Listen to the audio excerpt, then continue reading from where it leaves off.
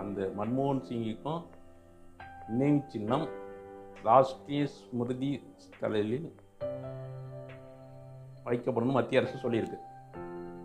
2013 ராஷ்ட்ரிய ஸ்மிருதி ஸ்தலில் நினைவு சின்னம் வைப்பது எந்த பிரதமர், முன்னாள் பிரதமர் யாராக இருந்தாலும் இனி ராஷ்ட்ரிய ஸ்மிருதி ஸ்தலில் தான் வைக்கணுங்கிறது 2013 காங்கிரஸ் செய்த முடிவு. அந்த முடிவுப்படி தான் மத்திய அரசு அங்கே அவருக்கு நினைவு சின்னம் பர்மிஷனும் கொடுத்துட்டு, இவங்க என்ன ராஜ்காட்டில் செய்யலை, மத்திய அரசு அவமதிச்சுட்டு இப்படி பிரச்சனையை கிளப்புறதுக்கு முயற்சி பண்ணாங்க. எடுபடலை. இவங்க எப்பொழுதுமே அப்படி தான்.